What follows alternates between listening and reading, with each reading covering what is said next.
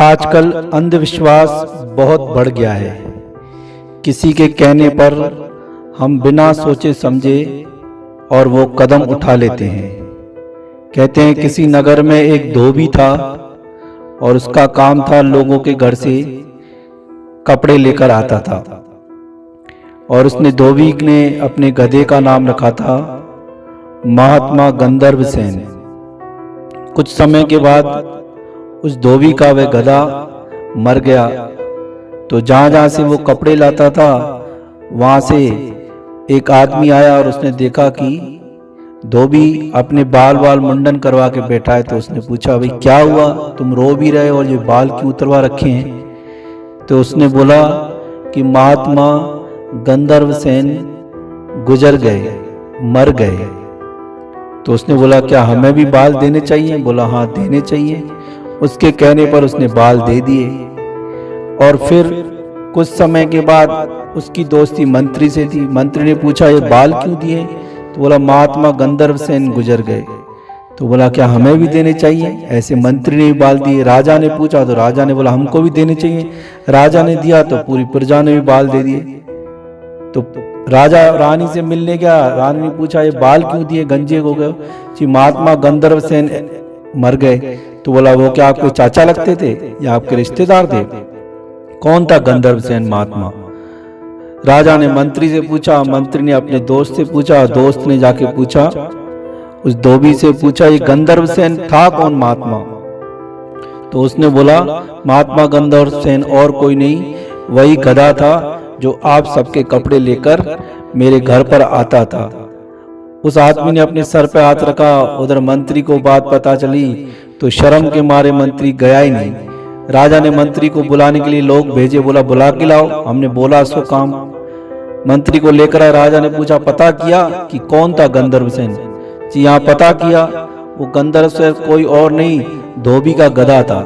राजा ने अपने सर पर हाथ रखा और रानी जोर जोर से हंसने लगी। बिना सोचे समझे हम भी अंधविश्वास में आ जाते हैं, लोगों के कहने पर आ जाते हैं और फिर बाद में पछताते हैं। आजकल ये बहुत चल रहा है, ज्योतिषी, हाथ दिखाना, काला धागा पहनना, तंत्र मंत्र, ये करो ऐसे करो तो ऐसे तुम्हारे काम हो जाएंगे, तुमको नौकरी मिल जाएगी, शादी नहीं हो रही शादी हो जाएगी। तरह तरह के लोग उपाय बताते हैं और फिर उपाय में हम फंस जाते हैं और फिर बाद में फिर हमको पछताना पड़ता है। और फिर ऐसा होता है कि हमको हर किसी से विश्वास उठ जाता है। पहले अंधविश्वास किया, फिर उसमें से अंध निकल जाता है, तेरे विश्वास वो हमारा फिर विश्वास किसी पर रहता ही नहीं है। इसलिए करने से पहले, किसी के कहने से पहले या इन अंधविश्वासी लोगों के ऊपर कभी भी आपको आंखों पर पट्टी बांधकर विश्वास नहीं करना चाहिए। हमको भगवान ने जो बुद्धि दी है, दिमाग दिया है, उसके द्वारा विचार करना चाहिए कि यह कार्य करने से, जो इसने मुझे बोला है, किसी ने मुझे सलाह दी है, तो यह कार्य करना चाहिए या नहीं। अगर करना चाहिए तो हमको किसी और बड़े आदमी से पूछकर, जो हमको लगे ये हमको सही सलाह देगा, या किसी संत महात्मा से पूछकर फिर उस कार्य को करना चाहिए। बिना सोचे समझे किसी ने बोल दिया, फिर हम तंत्र मंत्र के चक्कर में पड़ जाते हैं और उससे पूरे घर में नुकसान हो जाता है। तंत्र मंत्र हो गया, वास्तु शास्त्र हो गया। आजकल वास्तु शास्त्र भी बहुत चल रहा है, लेकिन ऐसा कुछ नहीं होता। भगवान की सब दिशाएं, चारों दिशाएं, 10 दिशाएं सब अच्छी हैं, सब पवित्र हैं। वास्तु शास्त्र वाले आते हैं, ये पलंग हटाओ, बाथरूम यहाँ नहीं बनाओ, किचन यहाँ नहीं बनाओ, यहाँ से खिड़की मत निकालो, टीवी को यहाँ मत रखो, ये यहाँ मत लगाओ, मंदिर इधर बनाओ। ऐसा कुछ नहीं होता है। हमको अपने आप पर विश्वास होना चाहिए। अंधविश्वास आजकल बहुत चल रहा है। हम खुद भी बचें और औरों को भी बचाएं।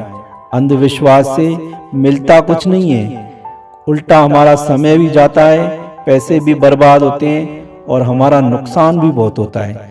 इसलिए अंधविश्वास से जितना हो सके दूर भागो और जो पूछे उसको भी इस बात की सलाह मत दो। रोड पर बैठे होंगे तोता लेके, तो तोता पत्ता निकाल रहा है, उससे हमारा कार्ड से बता रहे हैं भाई तुम्हारा ये भाग्य है। नहीं, जो है परमात्मा ने रचा रखा है।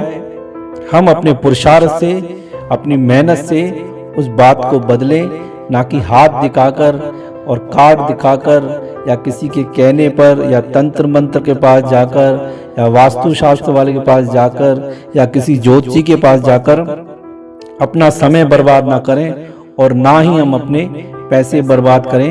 हमको जो भगवान ने अकल दी है उस अकल का प्रयोग करें कि जो ये हमको बोल रहे हैं उसमें कहाँ तक फायदा है या नुकसान है, उस बात का हम विचार करें। अंधविश्वास में जो पड़ गया उसकी पूरी जिंदगी खराब हो जाती है। जब तक जीवन होता है तब तक उनके चक्कर लगाता रहता है। वो जैसे बोलते हैं वो वैसे कार्य करता है, वैसे ही फिर अपने बच्चों को बनाता है, आस पड़ोस वाले लोगों को भी वही सलाह देता है। नहीं, आप सावधान हो जाएं, जीवों पर दया करें, गाय माता को खिलाएं कुछ ना कुछ, आपका सब जो अंधविश्वास है वो दूर हो जाएगा।